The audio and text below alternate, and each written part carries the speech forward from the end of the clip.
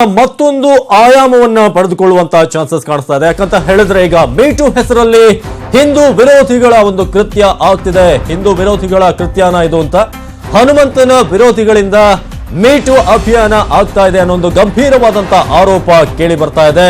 Meet ಹೆಸರಲ್ಲಿ ಈಗ ಹಿಂದೂ ವಿರೋಧಿ ಕೃತ್ಯಗಳನ್ನ ಮಾಡುವಂತವರು ಮೀಟು ಹೆಸರಲ್ಲಿ ಅಭಿಯಾನವನ್ನ ಮಾಡ್ತಿದ್ದಾರೆ ಅನ್ನೋ ಗಂಭೀರವಾದಂತಹ ಆರೋಪ ಕೇಳಿ ಬರ್ತಾ ಇರೋದು. ಜೊತೆಗೆ ಹಾಗೆ ಸಾಧಿಸುವಂತಹ ಕೆಲಸ ಕೂಡ ಆಗ್ತಿದೆ ಅನ್ನೋ ಒಂದು ಆರೋಪವನ್ನ ಮಾಡಿದ್ದಾರೆ.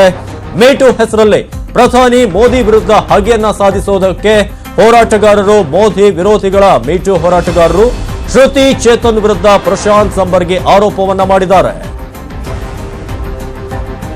ಸ್ವತಃ ಪ್ರಶಾಂತ್ ಸಂಬರ್ಗಿ ದೂರವಾಣಿ ಸಂಪರ್ಕದಲ್ಲಿದ್ದಾರೆ. ನಮಸ್ತೆ ಪ್ರಶಾಂತ್ ಅವರೇ.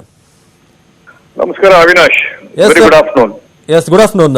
ಪ್ರಶಾಂತ್ ಅವರೇ, ಗಂಭೀರವಾದಂತಹ ಆರೋಪವನ್ನ ಮಾಡಿದ್ದೀರಿ. ಒಂದ್ ರೀತಿಯಾಗಿ ಮತ್ತೊಂದು ಆಯಾಮ ಅಂತ ಹೇಳಬೇಕು. ಇದಕ್ಕೆ ಏನಂತೀರಿ? ಯಾವೊಂದು ಅಂಶಗಳನ್ನ ಇಟ್ಕೊಂಡು ಇದು ಹಿಂದೂ ವಿರೋಧಿಗಳ ಕೃತ್ಯ ಅಂತೀರಿ?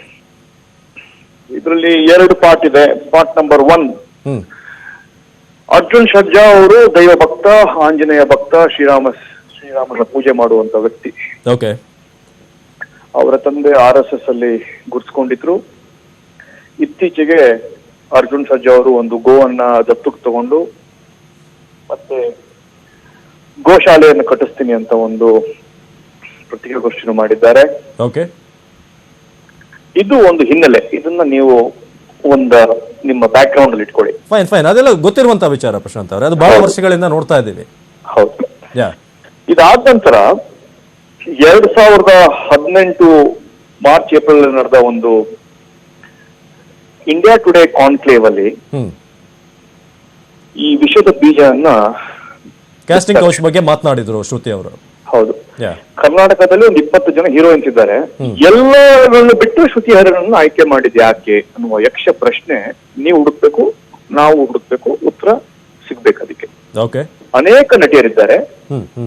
1 2 3 4 5 6 7 8 ಇದ್ದಾರೆ. Y only 6th or 7th number ಇರತಕ್ಕಂತ ನಟಿಯನ್ನೇ ಅಲ್ಲಿ ಕರೆದ್ರು ಅನ್ನೋದು ಒಂದು ಪ್ರಶ್ನೆ. First point number 1. Point number 2, ಇವರು ಶ್ರುತಿ ಹರಿಹರನ್ ಅವರು ಮಾಡಿರ್ತಕ್ಕಂತ ಓಪನ್ ಸ್ಟೇಟ್ಮೆಂಟ್ ಅವರ್ ಟ್ವಿಟರ್ ಕ್ಯಾಂಪೇನ್ ಮಾಡಿದ್ದ ಮರುದಿನವೇ ಒಂದು ಪ್ರೆಸ್ ಕಾನ್ಫರೆನ್ಸ್ ಮಾಡ್ತೀನಿ. ಪ್ರೆಸ್ ಅವ್ರು ಕೇಳ್ತಾರೆ, ಯಾವಾಗ ಇದ್ರ ಬಗ್ಗೆ ನೀವು ಯಾಕೆ ಓಪನ್ ಆಗಿ ಬರ್ಬೋದು, ನಾನು ಪ್ರೆಸ್ ಕಾನ್ಫರೆನ್ಸ್ ಮಾಡ್ತೀನಿ ಅಂತ ಹೇಳ್ತಾರೆ. ನಾವೇನ್ ಅನ್ಕೊಂಡು ಏನೋ ಇಂಪ್ರಾಂಪ್ಟ್ ಅವ್ರ ಮನೆ ಕರೀತಾರೆ, ಪ್ರೆಸ್ ಕಾನ್ಫರೆನ್ಸ್ ಮಾಡ್ತಾರೆ ಅಂತ.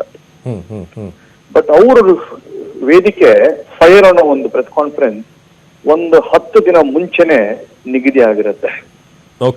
ಎಲ್ಲಿ ಫಿಕ್ಸ್ ಆಗಿತ್ತು ಇದು ನಿನ್ನೆ ನಡೆರ್ತಕ್ಕಂತ ಒಂದು ಕವಿತಾ ಲಂಕೇಶ್ ಚೇತನ್ ಕೂತಿರ್ತಕ್ಕಂತ ಒಂದು press conference fire SRV Malleshwaram ಅಲ್ಲಿ ನಡೆದಿರ್ತಕ್ಕಂಥದ್ದು ಒಂದು ಪ್ರೆಸ್ ಕಾನ್ಫರೆನ್ಸ್ 10 ದಿನ ಮುಂಚೆನೆ ನಿಗದಿ ಆಗಿರುತ್ತೆ. ಈ 10 ದಿನ ನಿಗದಿ ನಿಗದಿ ಆಗಿರುತ್ತೋ ಪ್ರೆಸ್ ಕಾನ್ಫರೆನ್ಸ್ ಡೇಟ್ ಏನ್ ಬುಕ್ ಮಾಡಿರ್ತಾರೋ ಅವತ್ತಿನ ತಾರೀಕಿಗೆನೆ ಸಂಗೀತ ಭಟ್ ಅವರು ತಮ್ಮ ಫೇಸ್ಬುಕ್ ಅಲ್ಲಿ ತಮ್ಮ ಮನದಾಳದ ಮಾತು, ಯಾರ ಹೆಸರನ್ನು ಬಿಂಬಿಸದೆ, ಯಾರನ್ನು ಬೆಟ್ಟು ಮಾಡದೆ, ಒಂದು ವೇಗಾಗಿ ಹಿಟ್ ಅಂಡ್ ರನ್ ಕೇಸ್ ಆಗಿ ಒಂದು ಆರ್ಟಿಕಲ್ ಹಾಕಿರ್ತಾರೆ. ಇದಾದ ನಂತರ ಏಕಾಏಕಿಯಾಗಿ ಎಡಪಂಥೀಯ just asking the villain Prakash Raj ಅವರು ವಿತೌಟ್ ಎನಿ ಕಾಮನ್ ಸೆನ್ಸ್ ಬಂದು, ನಾನು ಶ್ರುತಿ ಹರಿಹರನ್ಗೆ ಇಟ್ಕೊಂತೀನಿ, ಅವಳಿಗೆ ನಾನು ಸಮರ್ಥನೆ ಮಾಡ್ಕೊಂತೀನಿ, ಅರ್ಜುನ್ ಸರ್ಜಾ ಕ್ಷಮೆ ಕೇಳಬೇಕು ಅಂತ ಒಂದು ಸ್ಟೇಟ್ಮೆಂಟ್ ಕೊಡ್ತಾರೆ. ಈ ಸ್ಟೇಟ್ಮೆಂಟು ಆತನೂ ಒಬ್ಬ ನಟ, ಅರ್ಜುನ್ ಒಬ್ಬ ನಟ. ಆ ನಟಿಗೆ ಅನ್ಯಾಯ ಆಗ್ತಾ ಇದೆ ಅಥವಾ ಇದ್ರ ಬಗ್ಗೆ ಏನಾದ್ರೂ ಒಂದು ಕಮಿಟಿ ಆಗ್ಬೇಕು, ಇನ್ವೆಸ್ಟಿಗೇಷನ್ ಆಗ್ಬೇಕು ಅಂತ ಒಂದು ಮಿಡಲ್ ಪಾತ್ ಅನ್ನ ಆತ ತಗೊಂಡಿಲ್ಲ. ಯಾರು? ಪ್ರಕಾಶ್ ರಾಜ್ ಏಕಾಏಕಿ ಇದನ್ನ ಅನೌನ್ಸ್ ಮಾಡ್ತಾನೆ. ಇದನ್ನೆಲ್ಲ ನೀವು ಒಂದೊಂದೇ ಮುತ್ತು ತರ ಜೋಡಿಸ್ಕೊಂಡು ಹೋದ್ರೆ ಇದು ಹಿಂದೂ ವಿರೋಧಿಗಳ ಅಥವಾ ಎಡಪಂಥೀಯ ಒಂದು ಭಾವನೆ ಅದರಲ್ಲಿ ಕಾಣುತ್ತೆ. ಎಡಪಂಥೀಯ ಒಂದು ನಿಮಗೆ ಇಂಪ್ರಿಂಟ್ ನಿಮ್ಗೆ ಗೊತ್ತಾಗತ್ತೆ. ಇದಾದ ನಂತರ ನಾನು ಮೊದ್ಲೇ ಹೇಳಿದ್ದೆ, ಇನ್ಯಾರೋ ಇರ್ತಾರೆ ನೋಡಿ ಬಿಜೆಪಿ ಅವರು ಹೀರೋಗಳು ಬಂದು ಇದಕ್ಕೆ ಮೀಟಿಗೆ ಬರ್ತಾರೆ ಅಂತ ನಾನು ಹೇಳಿ 24 hours ಗಣೇಶ್ ಬಗ್ಗೆ, ಗಣೇಶನ ಹೆಂಡತಿ ಶಿಲ್ಪಾ ಗಣೇಶ್ ಅವರು ಬಿಜೆಪಿ ಜೊತೆ ಗುರುತಿಸ್ಕೊಂಡಿದ್ದಾರೆ. ಗಣೇಶ್ ಅವರು ಅಶೋಕ್ ಅವರಿಗೆ ಎಲ್ಲ ಒಂದು ಕಾರ್ಯಕ್ರಮ ಅಥವಾ ಅವರ ಎಲೆಕ್ಷನ್ ಕ್ಯಾಂಪೇನ್ಗೆಲ್ಲ ಓಡಾಡಿರ್ತಾರೆ. ಆತನ ಮೇಲೆನೆ ಆಪಾದನೆ ಬರುತ್ತೆ. ಹಾಗೇನೆ ಅಕ್ಷಯ್ ಕುಮಾರ್ ಅಜಯ್ ದೇವ್ಗನ್ ಬಗ್ಗೆಯೂ ನಾನು ಹೇಳಿದ್ದೇನೆ, ಇವ್ರ ಮೇಲೂ ಬರುತ್ತೆ ಇನ್ ಬರೋ ದಿನಗಳಲ್ಲಿ. ಓಕೆ, ನಾನಾ ಪಾಟೇಕರ್ ಆಯ್ತು, ಈಗೂ ಬರುತ್ತೆ. ಇದು well orchestrated choreographed PR exercise done by an international company to defame person sections of people to give a political mileage to a political party. Okay, okay. ಇದು ನನ್ನ ನೇರ ಆಪಾದನೆ. ಅಲ್ಲ, ಈ ರೀತಿಯಾಗಿ ಒಂದು ದಿಶೆಯನ್ನೇನಾದ್ರೂ ತಿರುಚುವಂತ ಕೆಲಸ ಆಗ್ತಿದ್ಯಾ ಅಂತ ಅವ್ರ ಕಡೆಯವರು ಹೇಳ್ತಾರೆ. ಈಗ ಈ ರೀತಿಯಾಗಿ ಒಂದು ರೀತಿಯಾಗಿ ಒಂದು ರಾಜಕೀಯ ಬಣ್ಣವನ್ನ ಕೊಟ್ಟು ಇದನ್ನ ಅಲ್ಲಿಗೆ ಸೈಲೆಂಟ್ ಮಾಡುವಂತ ಒಂದು ಪ್ರಯತ್ನ ಆಗುತ್ತೆ ಅಂತ. ಇಲ್ಲ, ಶ್ರುತಿ ಹರಿಣ್ ಅವ್ರಿಗೆ ಕಾನೂನು ಅವಕಾಶ ಇದೆ. ನಾವು ಯಾವುದೇ ತರದ ಬಣ್ಣ ಲೇಪ ಹಚ್ಚಿದ್ರು ಅವ್ರಿಗೆ ಅನ್ಯಾಯ ಆಗಿದ್ರೆ ಕಾನೂನಲ್ಲಿ ಅವ್ರಿಗೆ ಸಿಗುವಂತ ಚಾನ್ಸ್ ಇದೆ. ಪೊಲೀಸ್ ಸ್ಟೇಷನ್ FIR ಮಾಡಿದ್ರೆ ಆಲ್ ಪಾಸಿಬಿಲಿಟೀಸ್ ಇದೆ. ಅವಾಗ ಇದು ರಾಜಕೀಯ ಎಷ್ಟೇ ನೀವೇನೇ ತಿಳಿಸಿದ್ರು ಅಲ್ಲಿ ನ್ಯಾಯ ಸಿಗುತ್ತೆ. ಸೊ ನಾವು ಮಾಡಿದ್ದೆಲ್ಲ ಸುಳ್ಳು, ನಾವು ಮಾಡಿದ್ದೆಲ್ಲ ಒಂದು ಟ್ಯಾಕ್ಟಿಕ್ಸ್ ಅಂತ ನೀವು. ಪ್ರಶಾಂತ್ ಅವರೇ ನನ್ನ ಜೊತೆ ಸಂಪರ್ಕದಲ್ಲಿ ಈಗ ನಟ ಚೇತನ್ ನಮ್ ಜೊತೆ ಇದ್ದಾರೆ ದೂರವಾಣಿ ಸಂಪರ್ಕದಲ್ಲಿ. ನಮಸ್ತೆ ಚೇತನ್. ನಮಸ್ಕಾರ. ನಮಸ್ಕಾರ.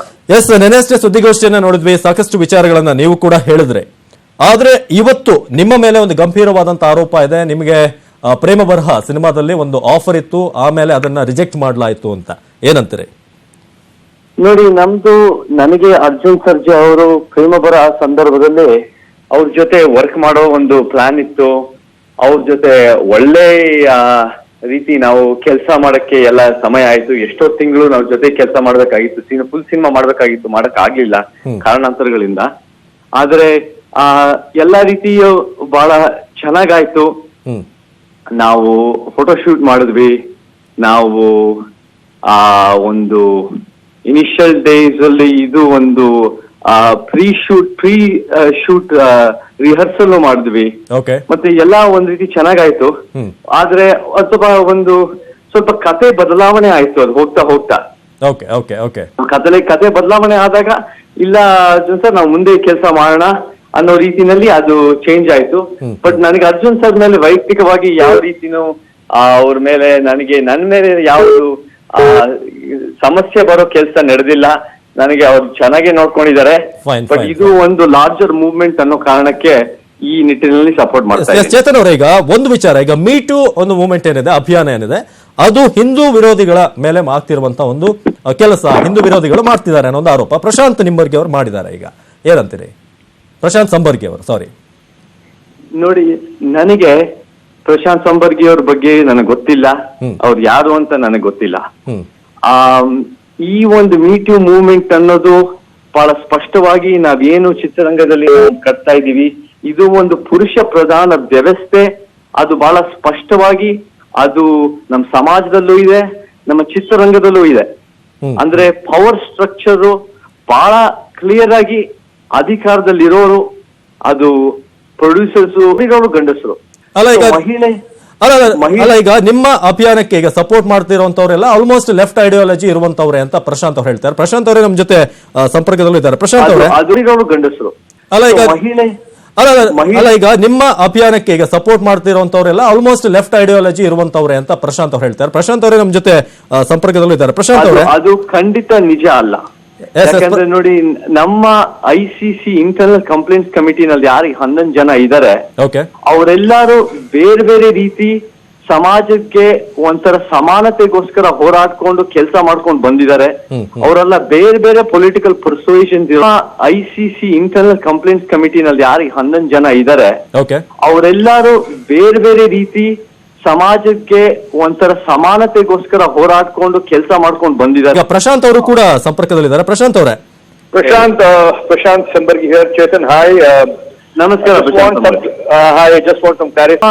ICC ಇಂಟರ್ನಲ್ ಕಂಪ್ಲೇಂಟ್ಸ್ ಕಮಿಟಿನಲ್ಲಿ ಯಾರು 11 ಜನ ಇದ್ದಾರೆ, ಅವರೆಲ್ಲರೂ ಬೇರೆ ಬೇರೆ ರೀತಿ ಸಮಾಜಕ್ಕೆ ಒಂಥರ ಸಮಾನತೆಗೋಸ್ಕರ ಹೋರಾಡ್ಕೊಂಡು ಕೆಲಸ ಮಾಡ್ಕೊಂಡು ಬಂದಿದ್ದಾರೆ. ಆಮೇಲೆ ಅದ್ರ ಜೊತೆ ನಾವು ಮುಂದೇನು ಸಿನಿಮಾ ಜೊತೆ ಕೆಲಸ ಮಾಡ್ತೀವಿ ಅನ್ನೋ ನಿಟ್ಟಿನಲ್ಲಿ ಅರ್ಜುನ್ ಸರ್ಜಾ ನಮಗೆ ಅಡ್ವಾನ್ಸ್ ಪೇಮೆಂಟ್ ಆಗಿತ್ತು. ಹೌದು, ಅದು ಸತ್ಯನೇ.